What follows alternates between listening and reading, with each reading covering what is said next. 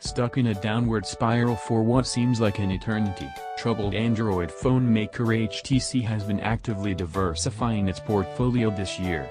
Sure, there was the mandatory One M9 flagship, as well as a bunch of Desire mid-rangers, but we've also seen some more or less unexpected entrants, such as the HTC One M9 Plus.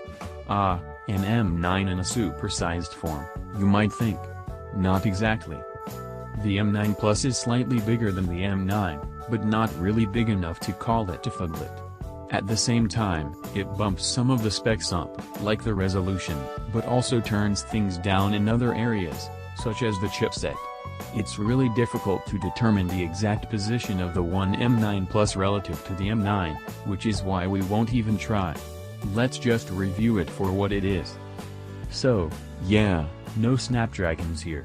Powering the One M9 Plus is the Helio X10 by MediaTek, a 64-bit 2.2 GHz chipset featuring 8 Cortex-A53 cores.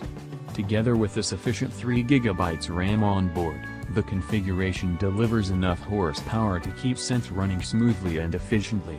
This goes for basic apps like contacts, calendars and such, as well as heavier ones like the browser. Users may run into some frame rate issues more demanding games, because the Helio X10 and its PowerVR G6200 GPU aren't exactly cutting edge in terms of raw power, plus the exorbitant 1440 by 2560 resolution takes its toll. Still, performance tends to be adequate most of the time.